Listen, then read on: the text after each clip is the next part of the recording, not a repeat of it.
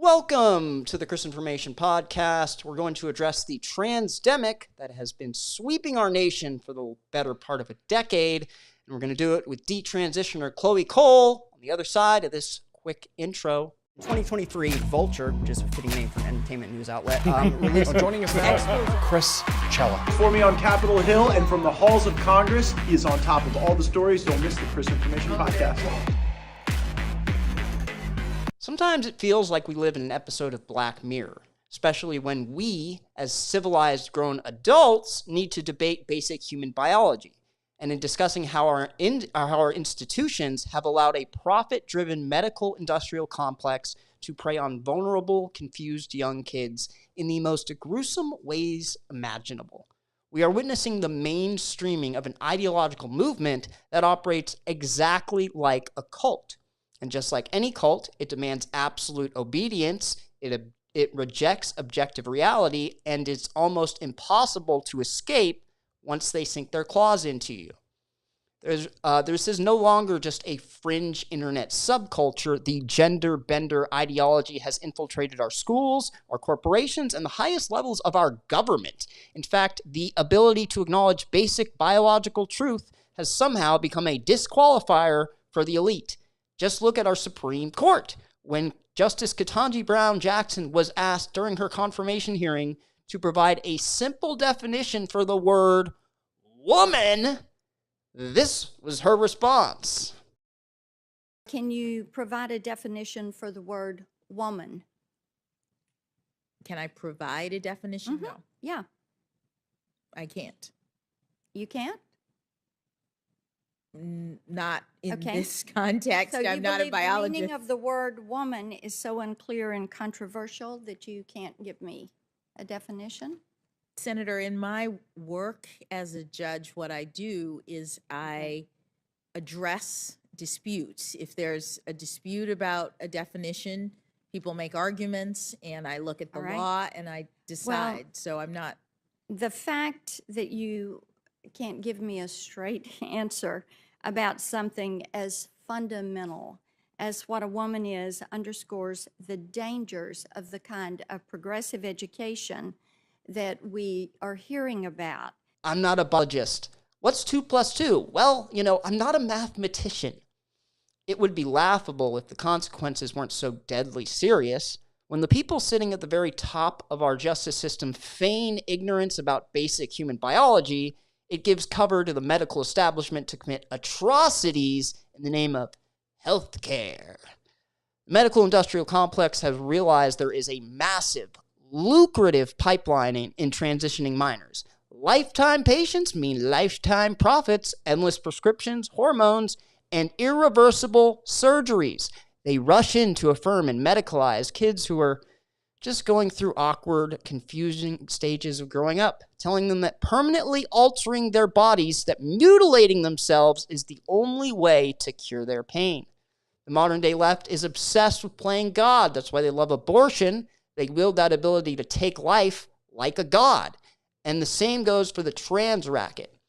You're playing God when you decide a kid can change genders because they feel like it, or that anyone can change genders because God doesn't make those kinds of mistakes.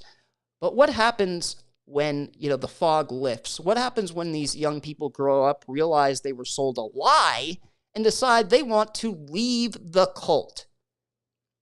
Well, they get destroyed. When someone detransitioned, the so-called compassionate activists suddenly turn very vicious. Detransitioners are maligned, smeared, censored, and treated as heretics because their very existence shatters the lucrative delusion that the medical industry has spent billions of dollars to prop up. My guest today survived this exact wood chipper. She was fast-tracked into medical transition as a young teenager by a system that completely failed to protect her. Now she is detransitioned and is bravely sounding the alarm to save other lives, despite facing endless attacks from the radical leftist mob of overly nourished blue-haired individuals and, of course, the disgusting individuals in the legacy media. She's a warrior for truth, and I am honored to have interviewed her last week. So without further ado, Joining me now to discuss the sinister nature of Big Pharma is detransitioner, motivational speaker, and someone who has been a thorn in the side of the medical industrial complex, Chloe Cole. Chloe, thank you for joining me. What's up? Thanks for having me. Absolutely, it's a pleasure. So before we zoom out and look at the war Big Pharma is waging on our country, for the viewers who may not know your story, if you don't mind, walk us through your incredibly, your just journey of bravery and, really just something heroic, in my opinion. Thank you very much. So, I am a public speaker. I go around the country and even abroad to speak at different college campuses, in legislatures, at different conferences, at churches and communities just across the world. And my main area of focus is the transgender issue because I'm actually a detransitioner myself, meaning that I have been through the medical gender transition process. For me, it happened when I was still a teenager. So between the ages of 12 to 16, I underwent different drugs and I had surgery to remove my breasts.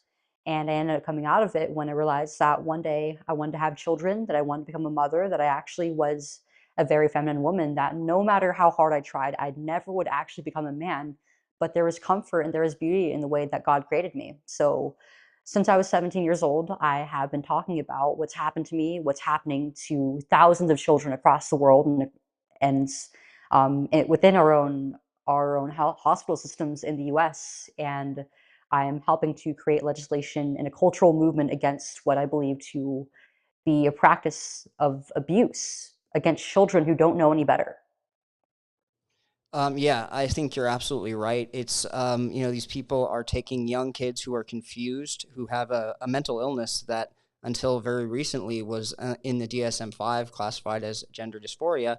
But they got rid of that because they wanted to get rid of the quote unquote stigma. So the Maha movement, was a large part of the reason that Trump won the election. Concerned parents tired of being mistreated by medical professionals, school administrators, whomever, came together and said enough. And RFK Jr. led that movement. He's now the HHS secretary, and surprise, surprise, Big Pharma is doing everything they can to expose him. They've been manipulating and mutilating and indoctrinating kids, and it's leading to suicides. It's leading to depression, a complete and utter loss of self-esteem. So I guess big picture, what are your thoughts on the Maha movement? How effective has it been? And what do you think about this obvious, very coordinated effort to try to destroy Secretary Kennedy?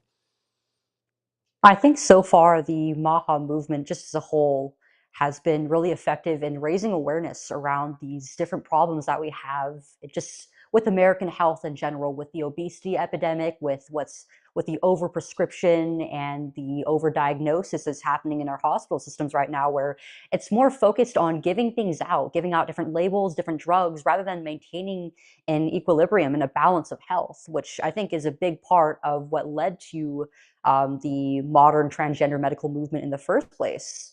And also things like such as our food supply and what's actually in things like the foods that we consume or the drugs that we're being given prescriptions for.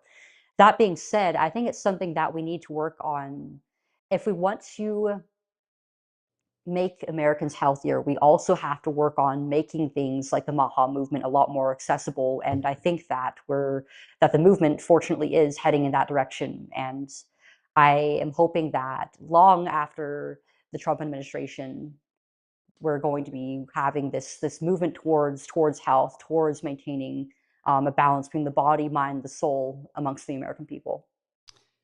Yeah, I mean, you look at the things that have been exposed, like, the red dyes, the not just like, aside from the medical industry, let's look at the food. And, the food pyramids turned out to be, a total lie.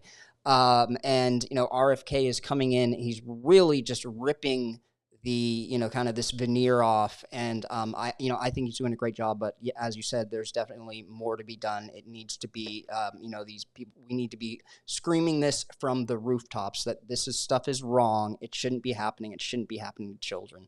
Absolutely. And I think that this administration's HHS has been incredible with everything that they've been doing, not just against the radical transgender movements, but against these other predatory practices in our healthcare. And they're facing so many threats of things like lawsuits right now. So it's kind of an uphill battle because this industry that preys on the American people and on our health is something that, I mean, they have pretty much every financial incentive to, and they're a lot of their money right now is really, it comes from this deception, from this predation on children like me, on young women and men. And so they've got their claws sunk into it. But I think that we, as long as we keep fighting just as hard, we are going to hopefully hopefully change the definition of healthcare as it's being seen right now, as just a bunch of codes and diagnoses, and more into Right. something that actually focuses on human health. Yeah, you don't need to, pump your kid with 12 different SSRIs because they're sad. No, and instead try to figure out why they're sad and, maybe take them to therapy, do other things.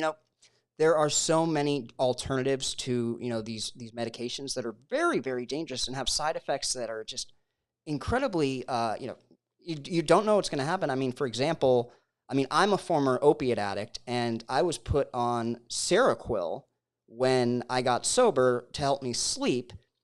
And I found out later that Seroquel is not a sleeping medication. It's actually an antipsychotic, and it's used off-label for sleep. So they were giving me an antipsychotic when I'm pretty sure I'm not psychotic, and all in order to help me sleep. And when I found that out, I was like, get me off of this. But I want to ask you about something, with regard to the transgender shooter, kind of this bizarre phenomenon that we've seen. You came out a few days ago, the New York Post reported, saying you were trying, that the media is intentionally suppressing the coverage of transgender shooters. Why are they doing that? Well, I think that these instances of these transgender people violently acting out, they expose things that a lot of these mainstream media outlets and these transgender radical activists don't want any attention to be given to, like that there is underlying mental illness that leads up to transgenderism, and often is what's what is connected to those feelings of discomfort around the sex in the first place. And not just the mental illness, but the fact that on a systemic level we are failing these individuals. We are failing to treat their real problems. We're not focusing on what's actually leading to that confusion, but instead furthering it by telling them, yes, you are a young man, or you are a young woman, you are transgender. We're going to go along with whatever you want. We're going to ignore our own instincts to recognize sex, to recognize who you actually are, and against our better judgment as healthcare professionals, and let you decide the course of your own treatment. Yeah. I mean, this is the only form of mental illness where we actually affirm it and we say, yes, you are what you believe. It doesn't matter how much outside of the bounds of reality it is. We are going to go with it, even if that ends up with you being permanently maimed and losing function in your body. And of course, that's not to mention the horrific side effects of the procedures that they put these people on. These are, I mean, you're blocking puberty with drugs like Lupron, which is the only way that somebody can fully mature into adulthood, not just physically and sexually, but emotionally and socially as well. So you're ending up with very stunted individuals. And I mean, even for the adults, for anybody who goes on the hormones are something that influence more parts of our health than we even realize. And it's not just our body that it changes. It's also the way that it makes us think and behave and experience emotions. And so when you're putting an unstable man on something like estrogen, or a woman who is traumatized on testosterone, you can expect that there's going to be some behavioral and emotional disturbances. And on so many levels, we have failed these patients who need to be given real mental health care. And we're also putting these narratives around that, well, by we, of course, I mean these activists and these media outlets that say things like, people like me who are critical of this, even out of good concern for these people, are actually pushing a narrative of violence against them, that we don't want them alive, that we're rejecting their life-saving healthcare that supposedly is going to prevent suicide, right? Which I could get into how wrong that narrative is. But Yeah. they're saying that people like us are taking away their healthcare and waging a genocide. And when you think that there's a genocide being waged against you, when you're told that anybody who can see reality actually hates you, that drives you absolutely insane. And I'm saying this as somebody who has been on these treatments, who has been in these radicalizing online communities that have these awful narratives. That is just it's so just mind-boggling how backwards and twisted and ghoulish just all of that is. And again, thank you for being willing to speak out about this stuff. But and you touched on something. You said this is the only mental illness that is essentially celebrated. Like, we don't see people schizophrenics being told, hey, you don't need to take your schizophrenia medication. You can go out, just go have a rally, a parade of schizophrenics off their medication and just listening to the voices in their head. I mean, I'm not trying to minimize that, but it's kind of the same thing. I mean, am I wrong? I mean, this is. So I think that for a lot of people, the way that gender dysphoria manifests is almost like a form of psychosis, because you're believing something about yourself that isn't true. You believe that your perfectly healthy body that doesn't have any sexual issues is actually a problem, that it's sick, that it doesn't align with your internal sense, this fictitious sense of your gender that is separate from your biological sex, and that the only choice you have is to go down this route that's going to cause you further confusion and cause you um, a lower quality of life down the line. Yeah, and And yeah, these are all, oh, I go think ahead. what doctors should be doing is, I mean, we shouldn't be allowing anybody who actually believes that or wants these procedures to go down that path, because that alone should disqualify you from making these major life decisions. You are not in the mindset to be able to undergo something that's going to affect pretty much every facet of your health from that point on, if you're in this sort of psychosis that makes you want to undergo these drastic measures. Yeah, it's really tragic. Now, do you think these doctors do you think that I mean, do the majority of them realize that what they're doing is wrong, or have they deluded themselves into thinking, and not just the doctors, but like the school administrators who want to tell little Johnny, you can start your gender transition. We won't tell your parents. Do you think that they have deluded themselves into thinking, because as you said, the media is very, very good at creating a narrative, and again, it's like the literal opposite of reality, as you said, trying to make people like you out to be the ones who are perpetrating this horrific kind of stuff, when it's actually them. But so do you think that they realize how evil this is, or are they deluded, or it's a mixture? What do you think? I think that most of these doctors, these counselors, and these teachers who are pushing children and young people down this path really are deluded. They really truly believe that they actually are helping these kids and these young people, because they're told that it's a form of suicide prevention. And this ideology, modern transgender ideology, I think is something that it manipulates the natural empathy that we have.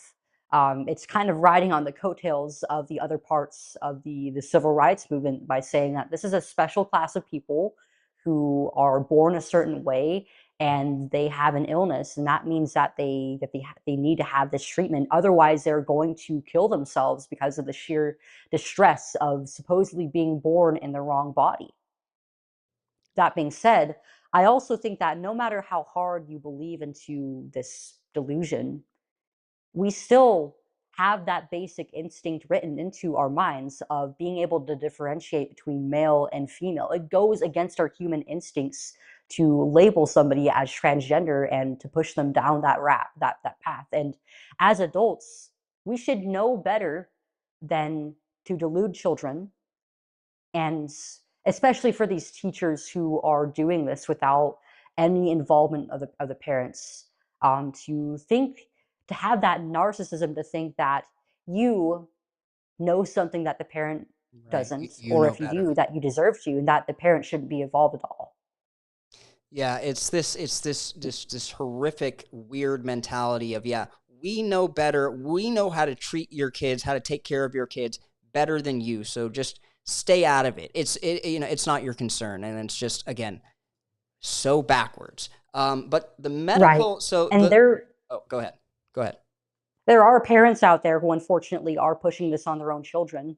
I think that most parents who are dealing with this with their kids, they do so unexpectedly because I mean, no mom, no dad ever wants to have their child come up to them and say, I hate the way that I was made. I hate who I am, and I want to be somebody who I'm not. And that was the case for my mom and dad. They didn't really know how to actually help me. And they were being told over and over and over again that I would certainly kill myself if I wasn't allowed down this path. But I think there also is a smaller subset of these moms and dads who are narcissistic. They see their children not as little human beings to nurture and take care of, but as accessories to them, something that they can manipulate, something that they can show off to other people, and say like, "Hey, I'm such a special parent. I'm helping my child um, go down a better way of life, and helping them through this special way that they were born," which I think is absolutely horrible. Yeah, it is, and that's a really good point because I went on the Real Story with Riley Lewis on OAN and talked specifically about how celebrities have this. It's this bizarre, again, phenomenon of celebrities with transgender kids, and I think I find it very, very interesting that it's Hollywood, the epicenter of, it's basically Sodom and Gomorrah at this point, and that's the place where you have this kind of concentrated, like you said, I think a bunch of narcissistic people who see their kids as not as little human beings to nurture, as you said, but almost as these like trophies to carry around and say, look, so they can virtue signal their way into their next, Hollywood blockbuster or whatever they're trying to do for their career, and it's sick. It's disgusting. Right. Uh, It's basically become like a symbol of affluence, either monetarily in some circles, or um, even just as a social status signaler. yeah. And I think So children deserve so much better than that, than to be wrapped up in the middle of all that. they do. They they do. So the medical industrial complex touts this study, which is from 2015. I just found out. Out of 28,000 trans adults, 8% ever detransitioned, and they insist that 62% of those cases were only temporary, blamed on societal pressure. Do you think perhaps the reason that it isn't higher is because of the actual societal pressure that kids face to stay trans? I mean, it's kind of like trying to leave a cult. It's actually exactly like trying to leave a cult. Right. I mean, we could pick apart these studies all day and what they're actually saying and their methodology, because a lot of the studies that are focused around regret and detransition are very heavily flawed in the way that they're conducted, and they're like they're sampling, or the timeline that they take place in. I'm surprised to hear that that's actually higher than the statistic that a lot of people cite when I'm debating them, say at like college campuses and such. But I do think that That's it's just the U.S. probably Yeah. plausible. It's probable that it's that currently there are a lower number of people who are detransitioning right now, and there are a few possible reasons for why that might be. And I think that there is like a major, not just broader societal pressure to stay in this lifestyle, but there's also not really any social or mental or even medical framework for detransition. It's something that there isn't really any standard of care for. So doctors who, even if you try to go back to your doctors who are involved, as I did, they might not have an answer for you, or they might not want to even look at the mistakes that they've made, and so they'll turn away. I mean, I still get emails and physical mail sent to my home from my old healthcare provider referring to me as a young man, even though I tried with every single doctor I had to tell them, hey, I am not transgender. This never reflected who I was. I want everything changed back right now. And if I mean, with how much of a focus there is on the medical aspect of this, it feels near impossible to get back out of it if you don't have the support of your doctors who might have been pushing you to go through this in the first place. And when you do make the decision to detransition, in my case, I was a person who actually passed as a member of the opposite sex. And so almost everybody who I knew at the time, I was in high school, so all of these other students knew me as a young man. A lot of them felt betrayed when it turned out I wasn't the guy who I said I was. There were a lot of people who thought that I was actually like a transgender male trying to like live the life as a woman. And it was like very confusing for them to watch me go through that process. And even for my friends who were like pro-trans and like fairly leftist, I think the thing that I was most surprised about detransitioning with was how poorly they treated me. I thought that of all people, they would be the most supportive of me through this process. But I think there was, I think it showed almost like ideological impurity because I chose to question what I was going through. I chose to question the ideology itself. And as they were watching all my opinions change, and I think the final moment was when I had a friend who also was transitioning, and I told her, I don't think this is a good idea for you. You're going to get yourself hurt. I think you're going through a lot of the same identity confusion that I was. And I'll let you know right now, you're always going to be my friend. I'm always going to love you, but this is not the right choice. That was when a lot of them, that was the last time that I spoke to a lot of them actually.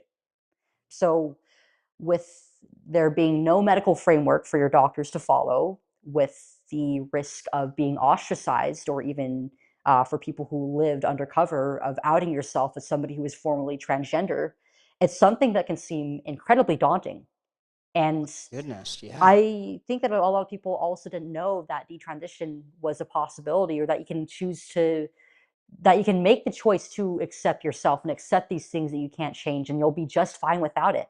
I didn't know that there was a word for detransition until it happened to myself. But I think that with the massive wave of detransitioners that are coming out right now over the last few years, um, there's going to be a lot of people going through the system who are regretful, who have had harm done to their bodies, and desperately need help right now. And I think that the medical system is sorely unprepared for that, and it needs to prepare now with new codes, new standards of care, and to accommodate for these young people who it's led astray. Yeah, they really do, and quickly. So you obviously, so you left, kind of this church of, of trans ideology, and you were ostracized for it by, even some of your closest friends, and that's terrible. I mean, that's awful. And I imagine, you would think that feminists would support a biological woman choosing to go back to being her biological, gender. But I'm imagining you didn't get any support from like the third wave feminists of today. So, I mean, I think that a lot of these so-called feminists these days, including those who are in my friend group, are a far cry from the women of the first and second waves that came before them. And No kidding. I think that there was some legitimacy to the original stages of the movement, and it's created a great increase in the quality of life and in the freedoms of young women today. But the later stages are something that I think it was around the third or fourth wave when they started to focus um, on intersectionality, which means Intersectional basically pulling feminism, like yes, yes. all these different things that have nothing to do together.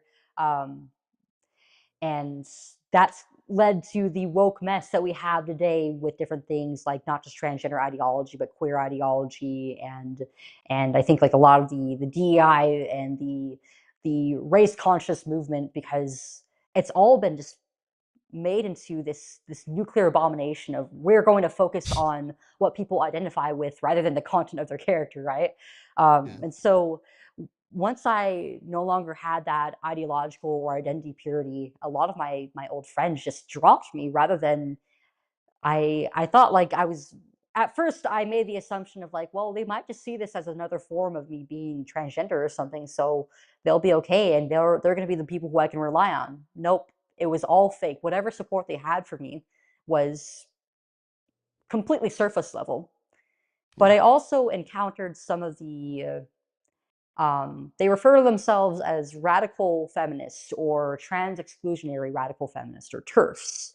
And even a lot of them were very harsh to me when I was just trying to talk out. Like at the time when I was coming out of my detransition, I I still, it's not like I didn't let go of those unhealthy ideas of womanhood that led to me transitioning in the first place. And so I was trying to make sense of a lot of it. And even for simple things like the fact that I was growing out my hair or wearing makeup again or wearing dresses, they like really got on me about that. So it felt like, okay, so a lot of these women, I feel like it's hard for me to come back as a woman and not be able to connect with a lot of women who are my age or people who I thought I could trust.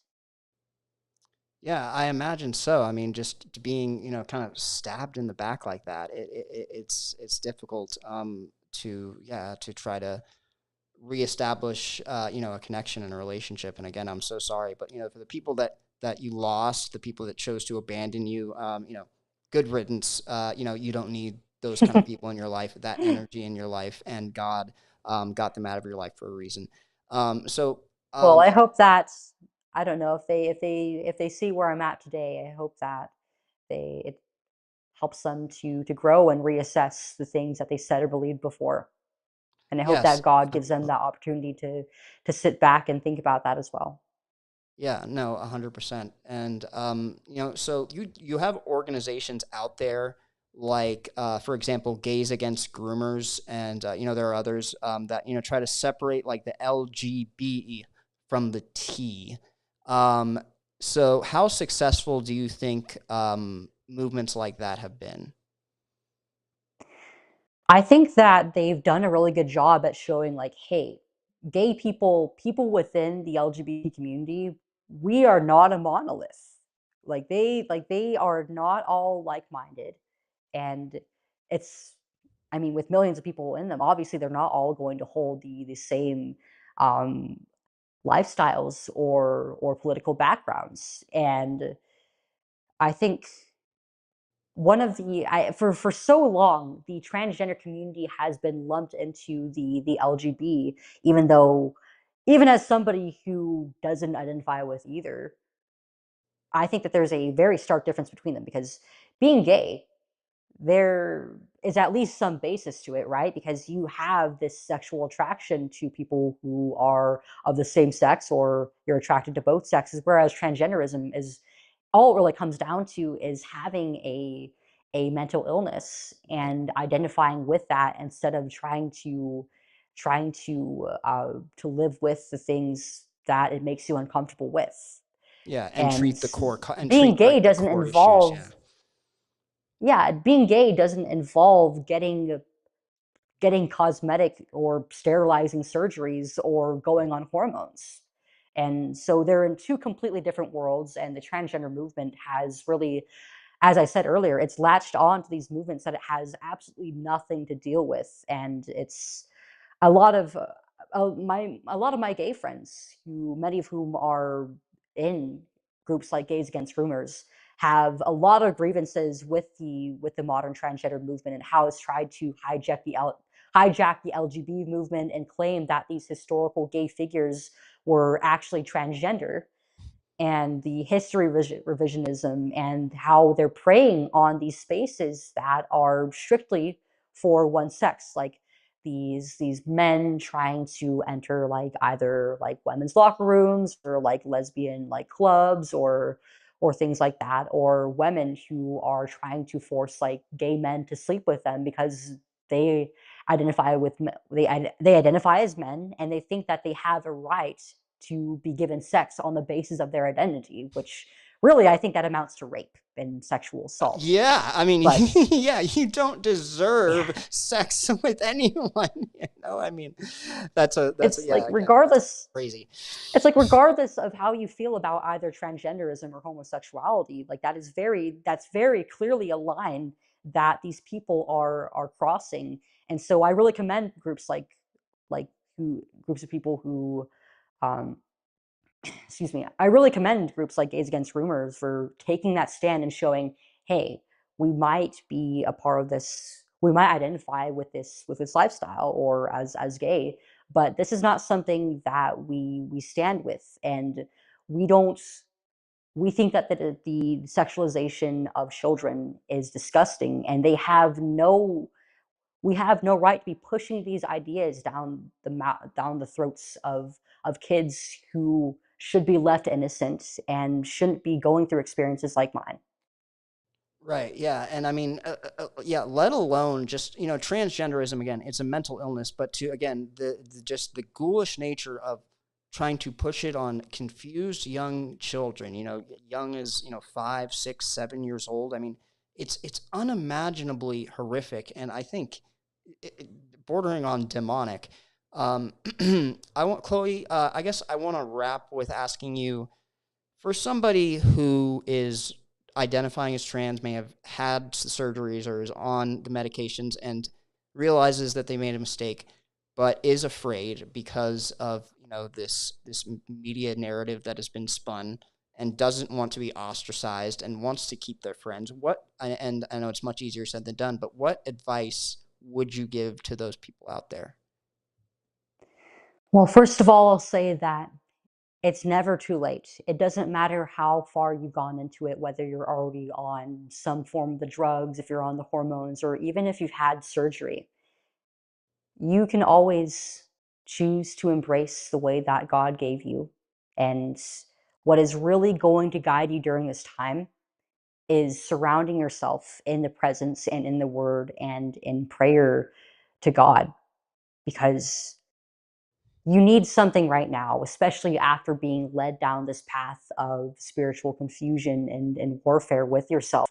You need that foundation of faith to hold you accountable in how you're going to move forward, and also to bring you back into reality. And you it's something that is going to be easier said than done. There absolutely is going to be difficulty that comes with speaking the truth and living out the truth in general, and the trials and tribulations that come with that. But you probably might be losing friends at this time. You might even be losing the support of your doctors, but don't allow that to scare you, because I think that moving between different groups of people and not always getting support for the decisions that you make is something that is a part of life for many, if not most of, or every single one of us. But the answer, I think, is always clear, because there is no such thing as being transgender. The sex that we are born as is the sex that we stay with for life. And no matter what stage of the process you are at, what is going to help you the most and ground you, and not just your body and your health, but also in your mind and in your soul, is going to be accepting biological reality. And there is an entire community of detransitioners now who have spoken about their own experiences, who can give a bit of a framework and help you process maybe what led up to this in the first place, and some ways of how you can get out of it. But that you have to identify with forever either, because the focus of detransition should not be adopting another label or another identity, but in discovering a new life, a new normal, and a new balance for yourself.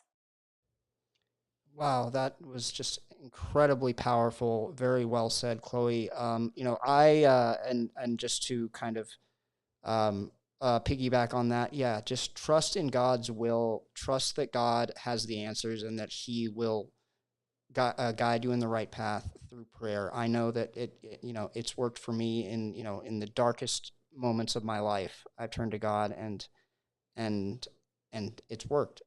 So trust in God. And I just want to say that, Chloe, I first heard about you when I was working at the Daily Caller.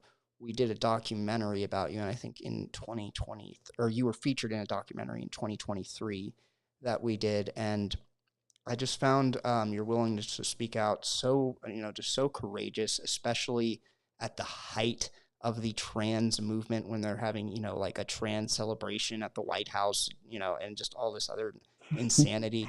And I just got to say, I admire you so much. I admire your bravery, and I thank you for being a voice for people who many, I'm sure, are just afraid of losing, their friends, afraid of whatever the fallout may be.